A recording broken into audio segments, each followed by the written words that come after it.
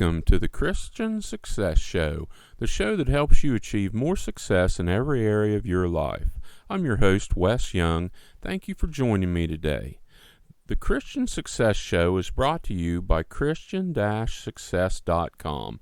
Visit Christian-Success.com to join the community and check out the special $7 deals designed to help you achieve big success in specific areas of your life. If you want personal help achieving more success, you can find out how to work with the top Christian life, success, and business coach and consultant at Christian-Success.com/coach. Now, let's get started with today's show. Today's episode is, are you working in or on your business? And this is an answer or something that every entrepreneur has to answer or come up with a solution for if they hope to be successful in whatever business or businesses they are running. A lot of people start in a business and they'll start like a side business or a small business of some sort. And they hope to grow this side business to maybe replace their current income, or if they start a small business, they hope to be able to make enough money to survive and thrive from the profits from this small business. In order to make a side business or a small business profitable, you're going to have to work in the business, and you're also going to have to work on the business.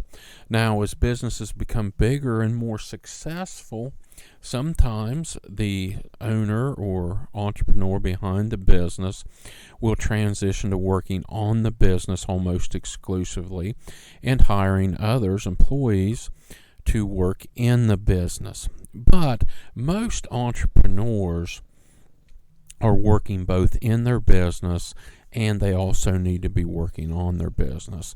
And the fact is that if you do one of them in or on too much and neglect the other, it can really hurt your business's ability to survive and to strive. So that's why I want to talk about, are you working in or on your business? One of the biggest dangers of starting a business is it ends up just being a replacement for a job. You go from working a job for someone else to basically working a job for yourself. Sometimes you're even putting in more hours. Sometimes at the beginning you're not even making as much money, and you end up spending all of your time and effort working in the business, trying to make it successful, trying to get sales, trying to build your products, build your services, things like that. And the truth is, you do need to work in your business, at least at the beginning, at least until you build it large enough that you can have someone else work in the business. So you do need to work in your business, but you also need to work on your business. So let's talk about the difference between working in your business and working on your business.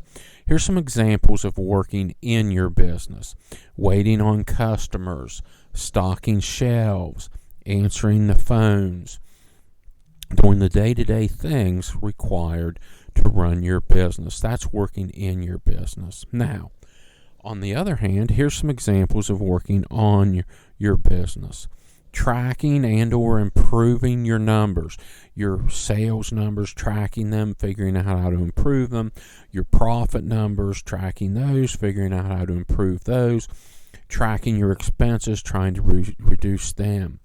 Another example of working on your business is figuring out how to grow your business or expand your business. Maybe you've started a small retail business and you've made one location successful and profitable, and you're looking to expand and opening a second location somewhere and growing and expanding that way. Another example, increasing your products or services, or like I've already mentioned, your profits. So that's kind of the idea. And of course, there's a lot more examples, but the difference between working in your business and working on your business. So here's some things to kind of help you. Here's a question you need to answer. What action brings in the most profit? And I'm talking about the actions you're taking. What actions that you're doing right now are bringing in the most profit? And then the second question that goes along closely with this is, what areas or actions are you doing right now that are least profitable?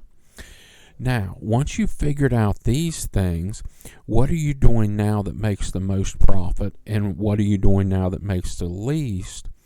You can try to figure out how to find someone else maybe to do the things that are least profitable.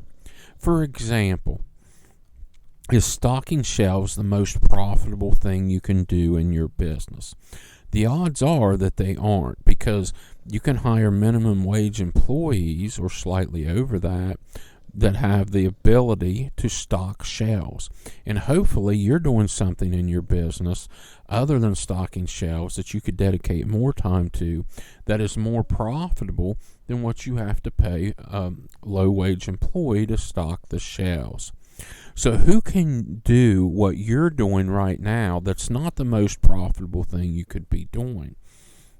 This is a way to work on the business by figuring out what you're doing that's most profitable and least profitable, and finding a way to do more of the things that are most profitable, and finding someone else to do the things that are least profitable. It's easy to work in your business and get so involved in it that you lose sight of the big picture. But you can't afford to do this. You do have to work in the business to make sure it grows and it's successful and it's as profitable as you need it to be. But you also have to take time to work on the business, the big picture of where you're going and how you can assure the long-term health and success of your business. Now, there's also danger in not working in the business enough. Especially at the beginning, you have to work in the business also so you understand how everything works, and so you don't miss things that you'd miss by not working in the business. You do need to wait on customers, especially at the beginning. You do need to talk to vendors and customers and employees. You need to understand how everything's working in the business. Once again, as you grow, if you grow the business large enough, you might reach a point where you're working on the business almost 100% of the time instead of working in the business, depending on what it is. But even when you reach this point, I still recommend spending at least a little time every week, at least a couple hours working in the business. Go into wherever your sales floor is or your retail location or some of them and walk around, talk to a couple customers, watch what's happening so that you never lose touch with something that's important.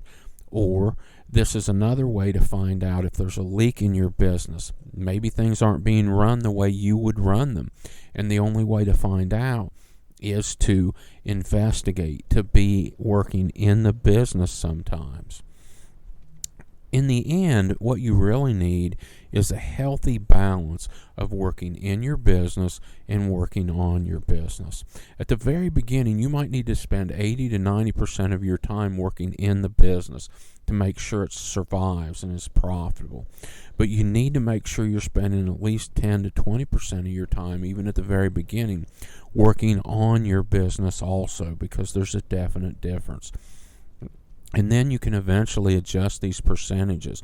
And maybe eventually you reach a point where you're working in your business 50% of the time and on your business 50% of the time. And then on the far end, when you've become successful, you've expanded your business, you've grown, you've put systems in place, you've got good employees in place, or however you need to expand, then maybe you go the complete other way and you're only spending 10 to 20% of your time in your business and you're spending 80 to 90% of the time on the business. But you always need to have some sort of a mix. Take a step back and look at your business like a consultant would come in and look at your business. Try to detach yourself from the situation and look at your business overall. And a consultant would come in and look at areas where you could increase your profits, increase your sales, or decrease your expenses or your costs. So look at your business like that, like a consultant would look at it. And this could help you find areas where you need to work more usually on your business, but even sometimes in your business. Make a complete list of everything you're doing in your business and a complete list of everything you're doing on your business. Keep adding to this list and adjusting it over time so you can keep track of exactly what you're doing in the business and on the business. And make sure you schedule time every week to work both on your business and work in your business. Use the sliding scale like I talked about. If you're in the beginning of your business, you're going to spend more time working in it. But as your business matures, make sure you're adjusting your time so you're spending more time working on your business instead of in your business. I want to sincerely thank you for joining me today. I know that you have plenty of options on how you spend your time, and it's an honor you're letting me help you achieve more success in your life. God bless you. Don't forget to check out the special $7 deals designed to help you achieve more success in specific areas of your life at Christian-success.com. If you want personal help achieving more success, you can find out how to work with the top Christian life, success, and business coach and consultant at Christian-success.com/coach. Have a blessed day.